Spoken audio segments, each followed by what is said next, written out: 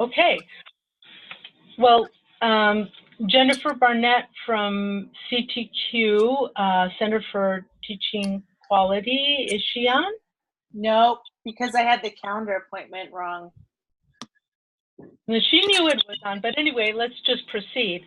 Well, good morning, everybody. My name is Sonia Yilmaz. I'm in teacher quality. I'm part of the Micro-credentials team.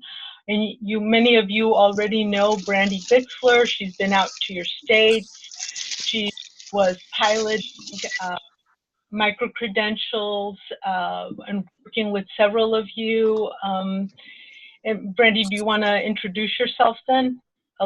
Yeah, sure. I'm Brandy. I have my camera turned off just because it makes my computer faster and I'm sharing my screen. I work for Teacher Quality. I've been working on the Micro-credential project now for over 2 years. We're really ready to roll and we have lots of micro-credentials available and I'm super excited about how they're taking off. So thank you all for coming. Yes. Brandy, have you started the recording? Yes. Okay, awesome. All right, I don't have the control, so if you could just move to the next slide. I see here. Got it.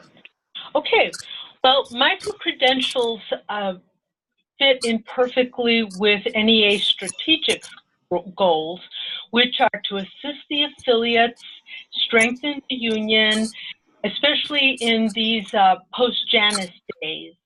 And then in general, provide leadership development at all levels for teachers, for ESP, for all our members. And then to provide a value proposition for union membership that is both meaningful and practical for members. Let's see here. I don't see my advance. Okay, here it is. No, because I'm advancing it, remember? Okay, great. All right, thank you. So just so that I'm not going to go over this definition, you can see it on the screen, but here it is so that we're all on the same page. And basically, it's a discrete skill, it's evidence-based, and it demonstrates competency. So we can go to the next slide and you can see what a micro-credential is not. So it's not like the standard one-size-fits-all mode of professional development. It's really personalized. You can form a PLC on this. It's on demand. And, you know, you can see across how, you know, exactly what it isn't. And this is along with blended learning, an excellent way to not only get professional development, but also provide an incentive for recruiting members, increasing the value proposition of NEA and the state associations and the locals, and really just an excellent way to, you know, to show the value proposition of the union. Next slide. Okay, and through our work, we found that when you provide support on micro-credentials, it's a much higher percentage on the submissions. 53% of micro-credentials, when there is support, are awarded. Micro-credentials are awarded 53% without support, but when they are provided with support, they're much higher at 87% in terms of passing on the first time that they are submitted. Next. So here is a list of the current ones that we have available. There's basically 10 stacks. You see the different topics. We have in the bully free, we have some micro-credentials specifically for ESP Q, educational support, and more are being developed. Brandy, do you want to say something about that? I think Brandy has been doing all the development of the writing and leading that work. Right. So this is the list of micro-credentials that are coming. We have, we just wrote a bunch of educational support professional micro-credentials for the professional growth continuum and building winning teams. We have the community schools stack that's been written, and that is on improvement science. We just wrote the special ed. We just wrote the restorative practices. The technology for coaches is in works, but we have the technology integration, the arts integration, and the assessment literacy all completed. When we should have those rolling out, hopefully September, October. Okay, and just to jump back, the restorative practices were written with experts in Tennessee and probably some other states. I know Ann Kaufman, our manager, was involved with that. In the community school stack, we had educators from Colorado, Texas, and Wisconsin, and a few other states. The important thing to know about micro-credentials is that they're member-written and also member-assessed. So, you know, and as Ann Jarrett made a comment about, you know, providing educational support professionals some stacks and specific micro-credentials to help them, because that way we ensure, you know, support to all our members. Patty has a question to everyone about the I guess the descriptions of this. This is, I don't see it on let's see, I got to open the chat. Okay, here. Syllabuses, Brandy, Patty's asking about it. Welcome, Patty. They're in editing right now, so they're not available yet. They haven't even gone to the copy editor, so I would say September probably. Okay, thank you very much. All right, let's go to the next slide.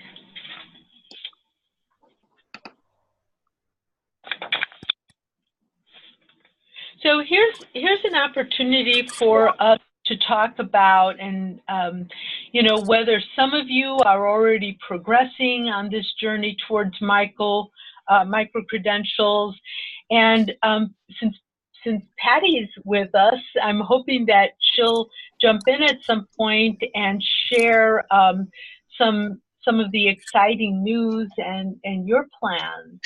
Patty, would you like to take the mic and share with folks? Sure. We started working with UND with all our programs, which is the University of North Dakota.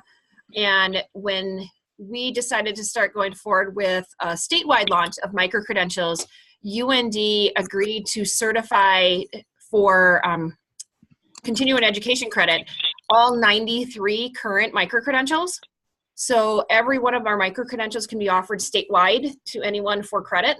Hence why I was asking about the new ones, because as we get new ones, we can add those as well and get those for credit. Even the ESP ones, we'll be able to do that because a lot of our ESP, as you know, actually have a bachelor's degree. And that's, so whether it's in nursing or something else, they're still interested in getting the credit. We did a soft launch this summer, which unfortunately I don't think I was able to support nearly as much as I was hoping to, but we're planning on doing a hard launch statewide September 1st and just kind of hammering out how we're going to handle that. But right now they will register through us and pay us for the credit and the support. Then we will send them to the link for their micro-credential to register and complete it. We are going to provide the online support through Ed Communities. And it's not going to be specifically, in the beginning at least, specifically topic-based. It's so anyone's doing a micro-credential, we have about 10 people that are able to support them. And then if a local has, you know, a group of them doing several multiple, you know, micro-credentials, whether the same or different, then we will help them organize in-person, probably monthly meetings to go forward. Once they complete and get the badge or certificate from NEA, they'll send it to us. We have them register through UND and they will have the credit. So it's really exciting. I actually did a vendor booth at a conference the last 2 days. And the amazing thing is we're talking about these. A lot of the people were from rural areas. I had about 12 or 15 non-members from those rural areas that then grabbed membership forms immediately. And that because they were very, very excited over this, the opportunity to do these and find something relevant. I mean, they're impressed by the fact that there's 93 of them right now. And then I tell them even more. And Brandy's, what you're saying, yeah, when we worked with UND, they agreed that every micro-credential has to be at least 15 hours because they count the prep work too. So every one of the micro-credentials at this moment are worth 1 credit. As we go through and do more, if we find out they're, you know, hitting more closely to 30 hours, we can work with UND then to up the credit amount too. So. Wow, that's fantastic. The cost, we are charging members $75. 50 of that is for the credit and 25 is for the online support. And then non-members is a much higher cost. So we're looking at about $250. Wow, that's great. Yes, and right now I should comment on the NEA Certification Bank .com. These, you know, we have this link through these webinars, through through Ed Communities sites, but really right now until we get NEA 360 up to talking with us, there's some non-members who are trying this out as part of an incentive that some states and locals have used as a strategy. And as you can see that Patty was in her state, she was talking about how members, you know, are signing up for membership. It is definitely, you know, a great resource. And even if you don't have credit, it can be used and is very compatible with organizing. Patty, is there anything else that you would like to share? You know, it's going to be a trial and error. I'll say that part. And the biggest thing right now that is my concern is just streamlining everything. Because like you said, without the connection to 360, you know, we want to make sure we know who's doing what. Right. That's why we're pushing everyone through us. I think the piece that we found out this summer that might really, really help us kick off is our state public radio got a grant to develop a statewide PD calendar. So everyone in the state will post to the same calendar. It links back to us, but it's going to give an opportunity for us to hit so many more people than we ever thought we could. So that's exciting. But again, it's that streamlining that process of knowing who's doing what and sharing everything, because right now there's about 5 steps to complete it. We are going into a bargaining year, so we do have locals that are looking at the micro-credentials to see how they can bargain it, because unfortunately we're about 5 years behind everyone else with all the budget cuts here. So we're getting hit probably this year really hard. So people are looking for anything they can bargain that isn't necessarily going to cost the district upfront money. Yes. So it'll be interesting to see where we are in about 6 months. Yes, and I understand that Louisiana is in process of trying to negotiate with district a situation where the district will pay both members and non-members to be able to participate in micro-credentials. And I think that's in the works. That's what at least I understood from Ann Kaufman. Brandy, do you have any additional thing to say about that? No, I don't. I've been on vacation too, Patty, so I'm Okay. Well, let's also take a moment now. Are there any general questions from what you've heard, or maybe you want to ask Patty something, or Brandy or I something? Let's just take a moment and reflect on what we've heard so far. Any questions?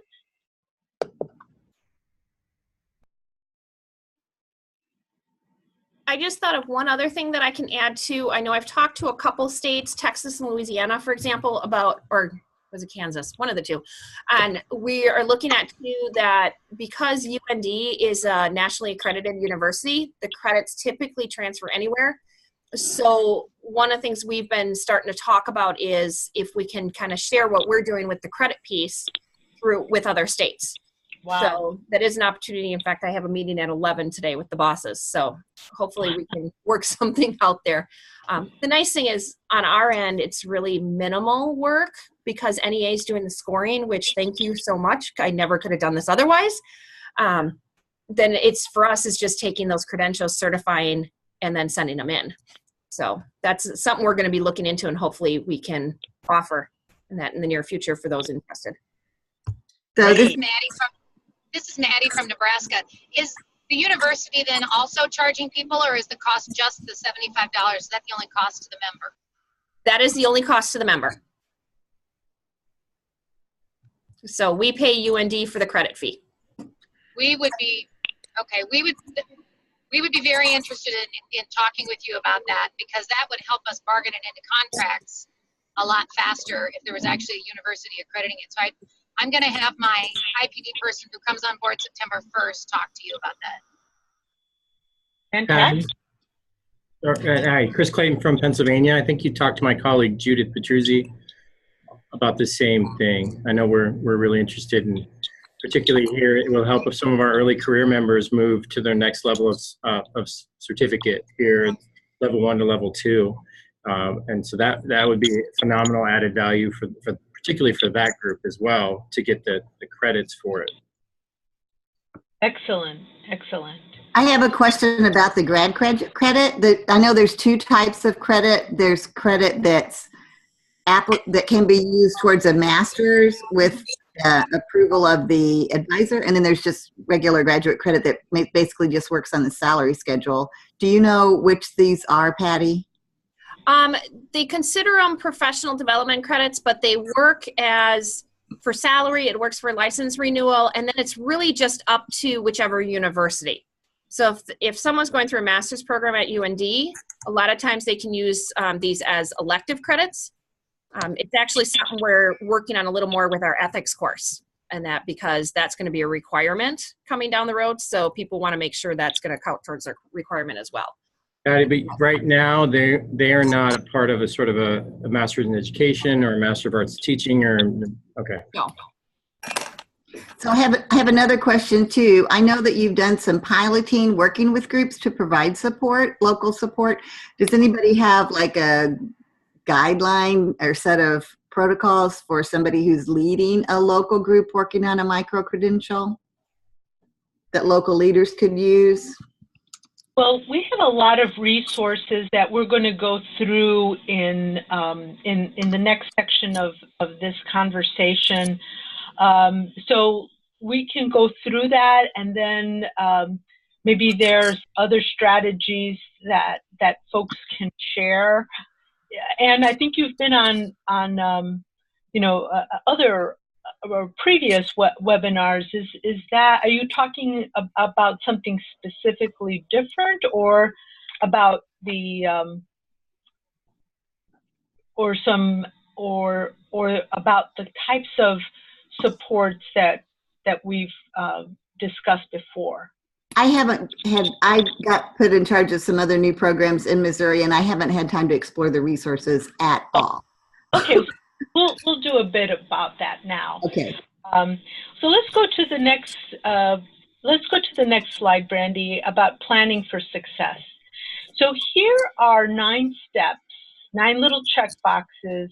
You can consider it a task list for you to consider for what we have found have been the elements of what will help to really increase success factors in getting through these micro-credentials no matter where you are. So we have a slide or more for each one of these. So we'll be talking about them specifically, but let's just right now go through, do an overview, and talk about these different steps that we recommend for planning. And if any of you have already started working on this and have gone through these stages, please feel free to jump in and share your wisdom with your colleagues, because really this conversation is the most useful when you can learn from the experience of your colleagues who have already done this. Okay, so the first one is the importance of articulating your goals. And this is important whether you're doing a pilot or implementation. And rather than trying to look at the micro-credentials and then trying to retrofit them, it's important to be clear about the goals, whether you're talking about it for your state or your local. And then once you've articulated your goals, to go back and create your playlist, which is the second step. And those can be worked on as individual micro-credentials, or whether you want to work on a stack. So we'll have a slide later on that it's the NEA Certification Bank.org, where you can look at the micro-credentials, browse through them, see what they are. There's a rubric, tells you how many hours expected, how many micro-credentials are in a particular stack. Something really great to go through, and we'll come to that in a minute. And then determining your capacity. So you have some staff at your state or local level that can provide support. Do you have it really depends on the number of educators that you want to have in your first go round of micro-credentials. You might ask yourself, is this we don't have very much capacity at this point. Our staff is overspread. So maybe then consider to start small, start with some educators. At any point, we don't recommend more than 15 individuals. You can start with less. And as you build your capacity and familiarity, you can go on to, larger groups or have PLCs. And then next is just, let's go back to the overview. Yes, is talking about choosing the right support model, whether that's forming a PLC or the educators wanting to work on their own. We've been finding that having small groups really helps. And then next, about setting a timeline, having specific dates and times of the types of support you want. And once you have those things ready, then you can start with the recruiting of the participants, and then planning the launch, and then deciding as part of the launch, being able to provide information on the types of support that you can provide, and then capturing the evidence of effectiveness, having people comment on what the process has been. So, okay, let's go to the next slide. So here, the importance of articulating your goals. So these are 3 important questions to ask yourself and your team. Do you have, does your team clearly understand the value proposition of micro-credentials? Do they have enough information? Do you have to, spend some time with them, giving them the basic definitions and how they work. As you can see in the chat, there is a resources that we've developed that can provide all this background information that you need. And then to ask yourself, so what are the current goals and objectives of your association? So micro-credentials can really fit into your organizing and other things. There are some associations that have applied for grants and have micro-credentials as part of that, whether it's the organizing department or communications or the CGPS grants. There's also some states that have written some micro-credentials work into their new ed campaign plans. So the important thing here is to make those connections so that everything is coordinated and we're working really coordinated and smart rather than trying to work, and tackle things individually. Just kind of seeing that aha. And part of this is talking and with everyone that you believe you need to, so that everyone's on board, everyone that you think is important who should hear about this is in the loop of the communication, so that you can strategize together and see how the micro-credentials can align with those goals. So one of the recommendations that we have is to actually write a succinct goal statement for your micro-credentials implementations. And as I said, make sure that it's a shared vision within your affiliate. So let's see, go to the next slide. Okay, so deciding on your playlist. So you have the Certification Bank link here. And so as we've mentioned, you can download this PowerPoint and, file save as on one of your drives. And you can, at your leisure, link on these hot links.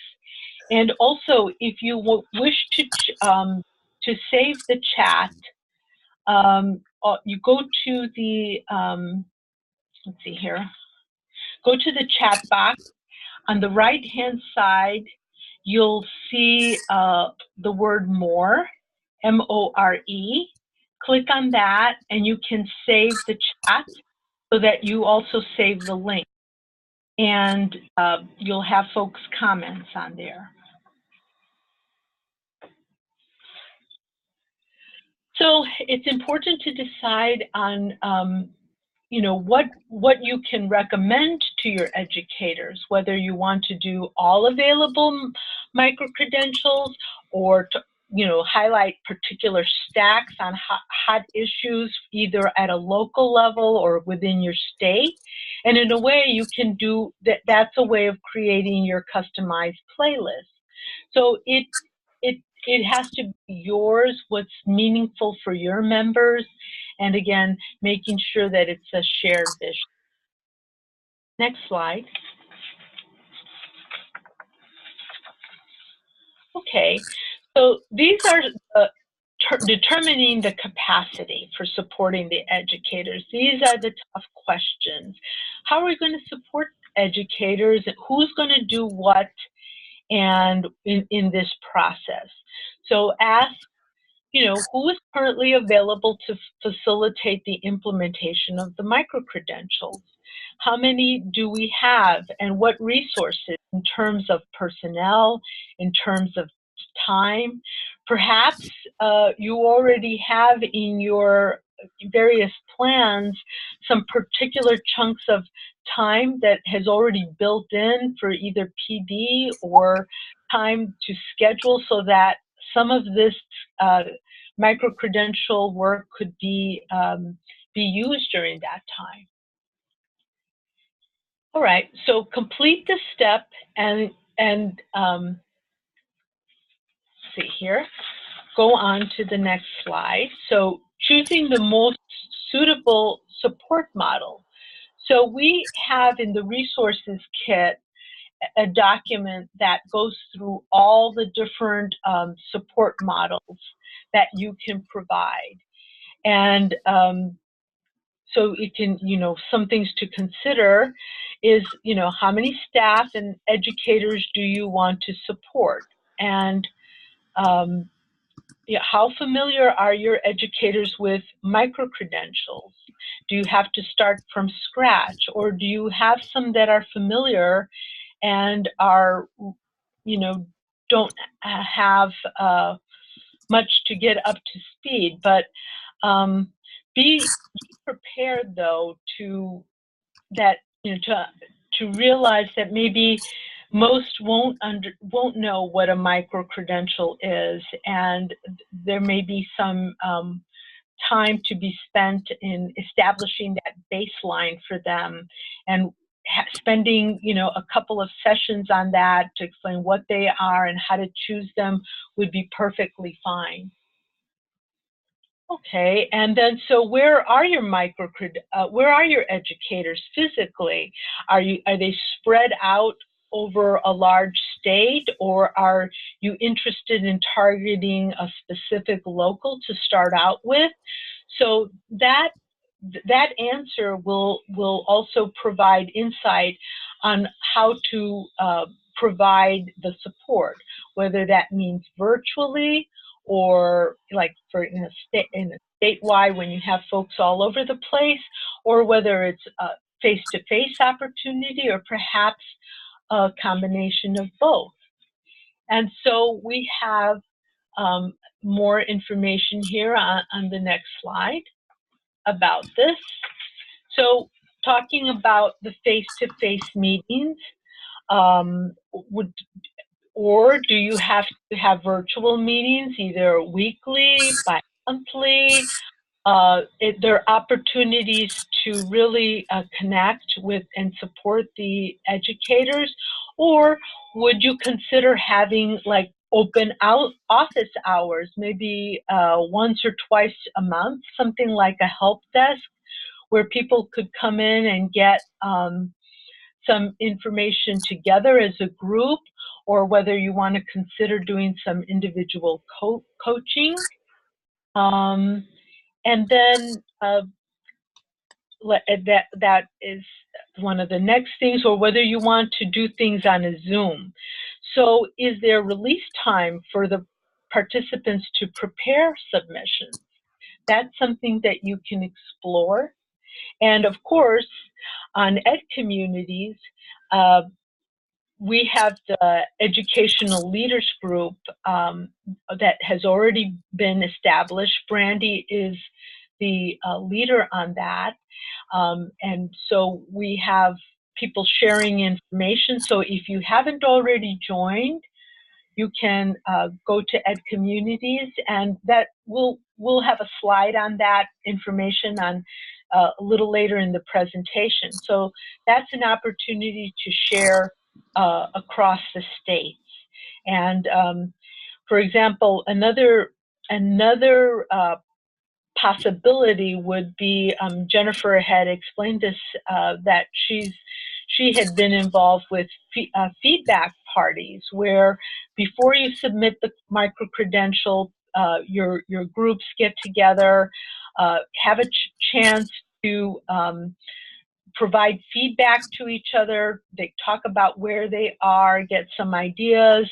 If it's a meeting physically, you can provide snacks and make it a very collegial environment, or you can have it really kind of a combination of both, some virtual, some in the room face-to-face, and that's a way to ensure that folks, regardless of where they are physically located, can share this information. All right, so planning for success and setting a timeline. So these are the the basic steps of what needs to be done when you're doing your planning. So you need to get a recruitment time and dates of when you will have, whether that means events or sending them out, sending out notices by, like, for example, an e-blast. Having a launch meeting, that's something definitely that you should do. Have a time, date, and location. Kind of like a get ready, get on your mark, and go for when you're going to start your support, whether that means it's going to be virtual or you can do it face-to-face or both. And then survey the participants about, you know, as they go through the process, getting data, so to be able to capture the proof of the value, and then having coaching sessions and support. So it's important to plan those dates. And the submission deadline, when typically the participants have 6 months from the time that they start actually working on the micro-credential for submission.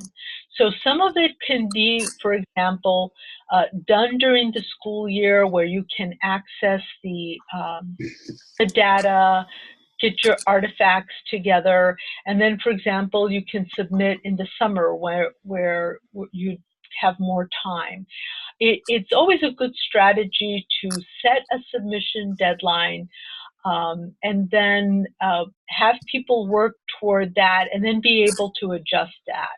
That is something that, you know, would be totally, you know, amendable to make sure that, you know, what is needed will work for your participants.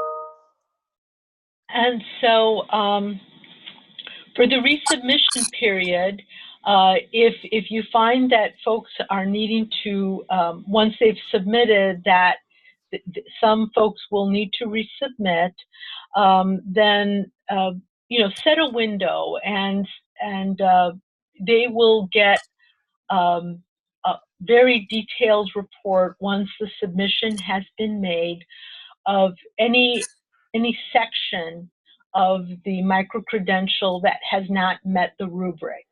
So they will have very specific information. There can be, you know, a support period, either individual coaching that can be provided to the members by however, you know, whether it's in the PLC format that you decide to do. And then the final, you know, kind of doing reflections and takeaways of the process of being involved. That would be important for your association to know and be able to see and reflect on what, you know, what could we have improved on, or what is needed, and then also to let NEA know about what we might change, what we might adjust in any particular micro-credential, etc. So let me just take a stop here and ask, do you have any specific questions?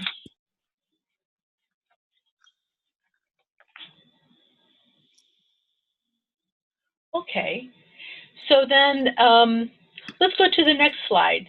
So planning for success, recruiting the participants. So there's these 3 different ways that you might consider: creating flyers, or other types of promotional information, and in that, be specific about the types of support that your local or the state would be providing in the micro-credential journey.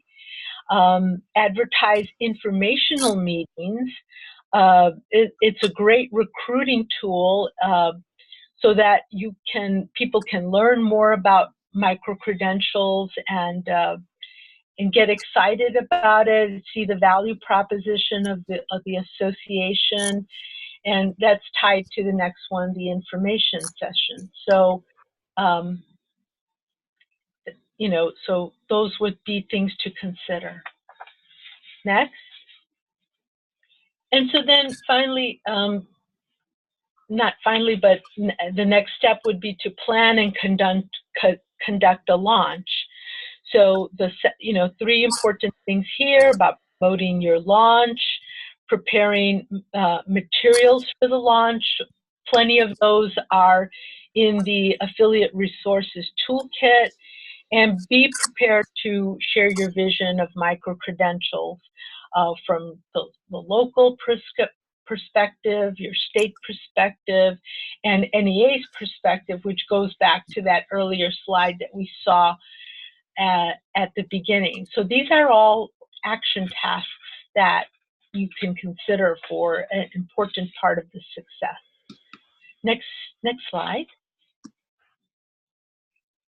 Okay, so in providing the support, implement your support plan that your team developed during the planning phase. And, you know, with your timeline, you'll be able to see whether, you know, the length of time, whether it's a year or more, and be able to adjust the plan. So the most important thing to remember is that the more contact and the value of the contact with the educators, making sure that they're continuously, you know, addressed throughout the process is so important for the success of completing the micro-credential. But again, that is to be determined by your state or your local. Next. So capturing the evidence of the effectiveness is, you know, these 4 points here. Determine how often you'd like to gather information about the educators. So this will help you keep a pulse on their progress, in addition to the, you know, to the strategy that you use to engage them. Create and administer a survey or a plan for the contact that you have. Analyze the results, and then please share with NEA and others of the information that you're gathering and how the success is going or what changes need to be done. Okay, and I see from Anne in the chat box that she says, I know at least one Missouri NEA member who is involved in developing micro-credentials. And a great suggestion. I think it would be helpful for every state to have a list of their members who has been involved. We can reach out to them. Yeah, excellent suggestion, Anne. Okay, so here, let me just, before we go on to the resources, let me do a check-in. Are there any questions or anything that we should go back to?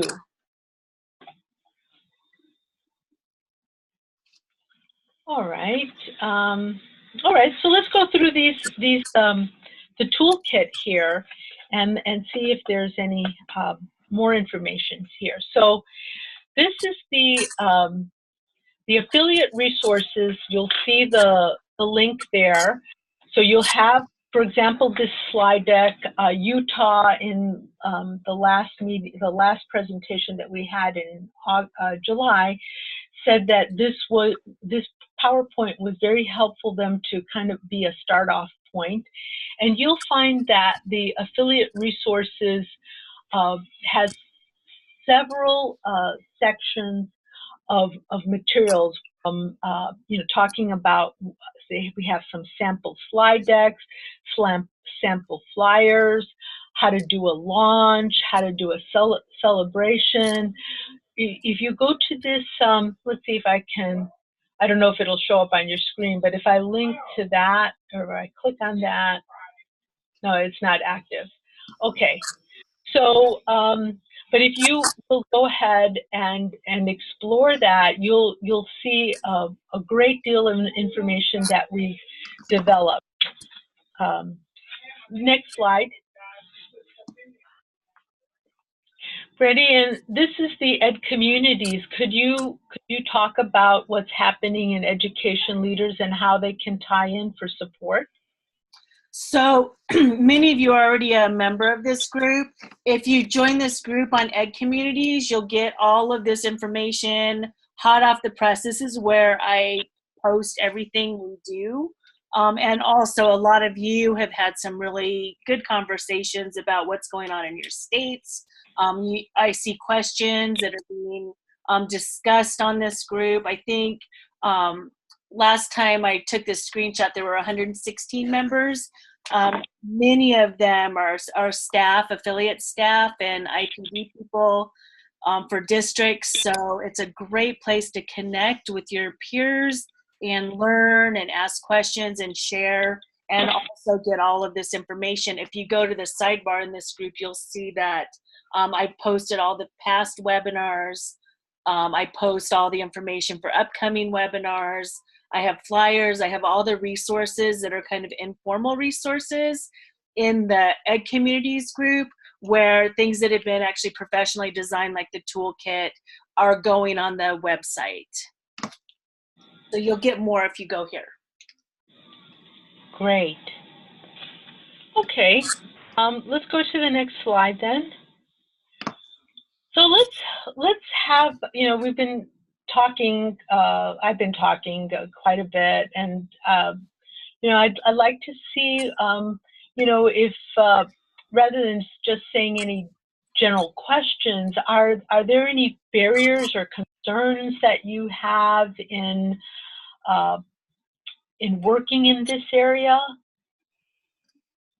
Let me ask that.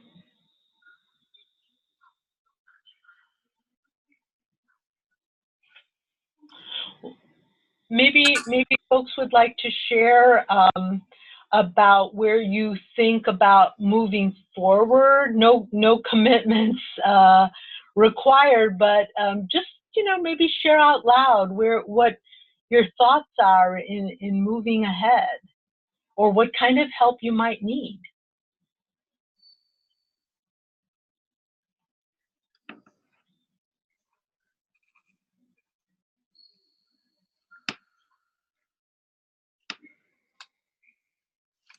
Anyone? Don't be shy.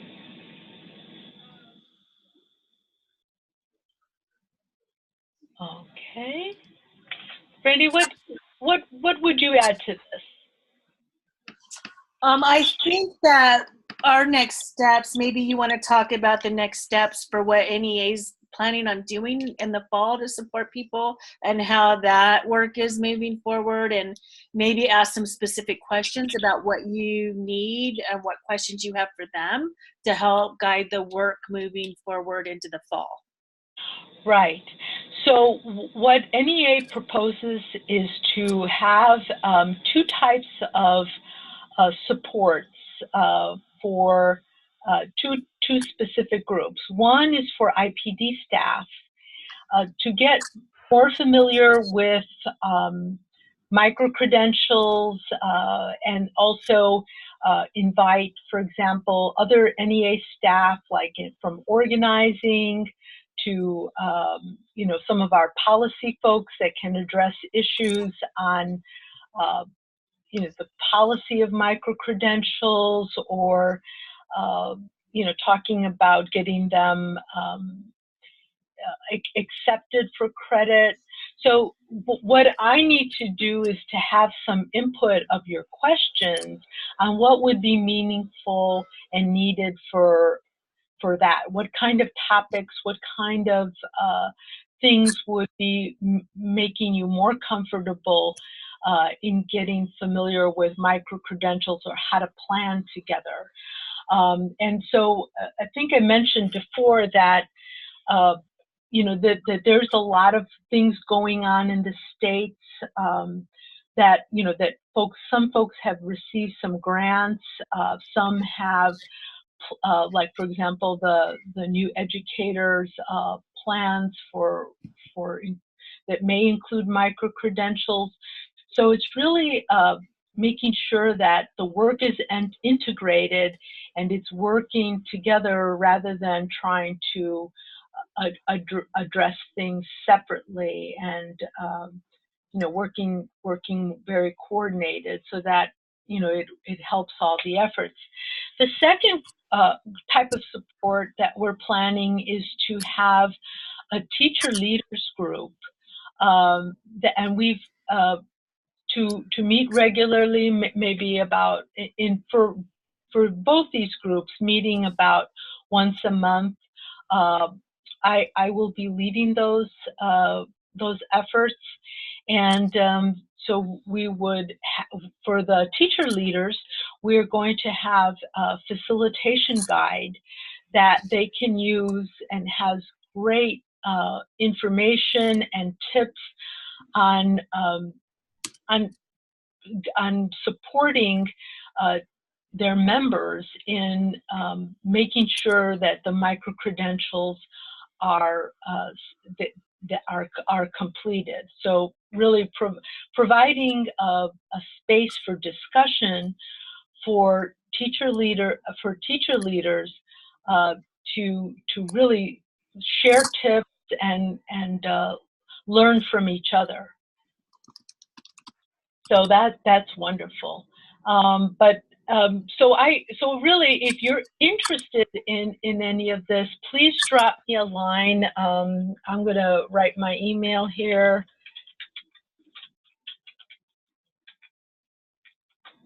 Send me a line. Let me know of your interest, what kinds of your questions, what kinds of topics you'd be interested, what types of support you think are needed. Brandy, any other suggestions? No, I don't have anything to add to this. Just let us know what you need. I monitor the Ed Communities group pretty closely, so if you don't have time for an email or you can't find my email, just post on that and I'll jump on there too. Okay. And hopefully you've saved the chat, and so you can go back over these questions and the information and contact each other. But also, please keep me in the loop of where you are in your thinking, because I'd like to reach out to you and make sure that we address your questions. And I will make sure that I go to the right person to get your questions answered. So I haven't been looking at the chat as much as I should have, but I will. And I do have a couple questions. So we're trying to move forward with this process, but a couple of things that are sort of pragmatic in nature we're trying to solve. And I know we've talked with you a little bit about it, but for our continuing education credit, obviously this is going to be also an invaluable resource potentially for our members. So it's making sure that we get a report from NEA of our members that have not only are engaged in taking the process, but then if they've submitted, and then when they've obviously attained, because we're going to have to work through how we actually issue in our state what are called Act 48 hours. And we, the affiliate, will have to be the provider of that. And so thinking through how to streamline that process in alignment with this would be very beneficial. And then the second thing we're trying to do is create a coherent digitally credential system or digital badge system. And we're going to want to see how to fit the NEA micro-credentials with all the other sort of professional learning experiences that we're going to digitally credential or badge as well. So I think we're going to be trying to work through and think through those two kind of logistical issues. Yep. Chris, can you just email me with any data, stuff you need for your state? I'm not going to pull for every state, like on a regular basis, but anytime you want something, it really takes me about 5 minutes to pull your data. So just email me and I'll get you whatever you want from our system. Great. So we could maybe, Brandy, kind of form almost like a customized report in Excel that we could just get monthly from you? Yep. That'd be great. You just have to remind me. Yeah. So at some point we'll be in touch to kind of form that out and then see if there's a way to, just kind of get that in a systematic basis. Yep.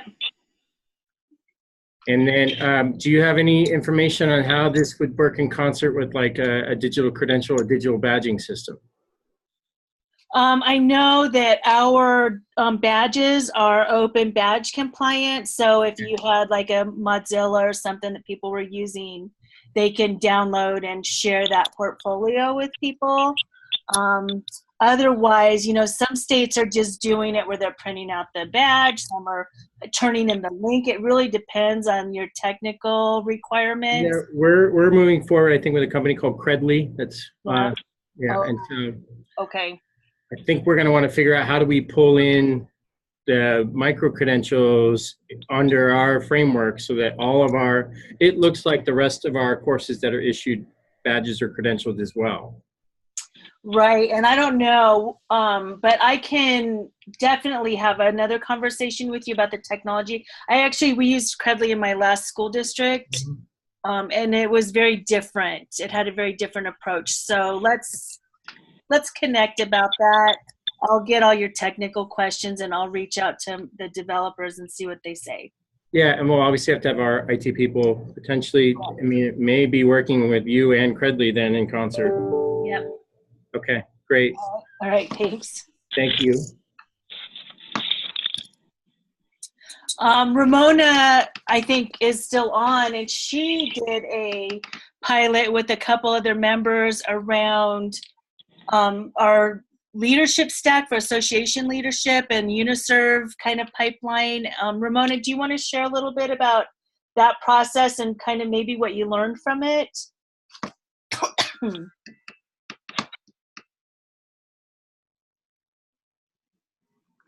You might be muted. *6 or. Okay, you're on.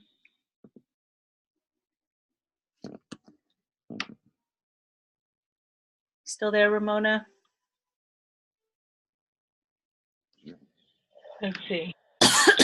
You're not muted, but we can't hear you.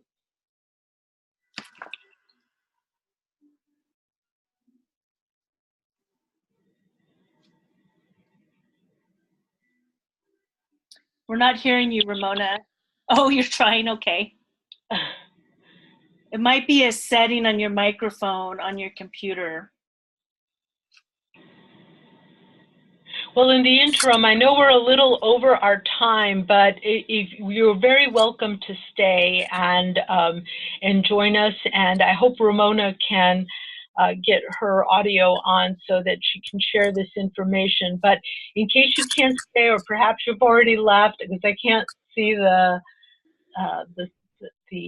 attendance screen at this moment. But thank you very much for joining us, and we hope that you will. We will send out the recording. It'll be available on Ed Communities, and you can review that at your leisure. And please feel free to contact Brandy or I. Thank you so much. All right, thank you.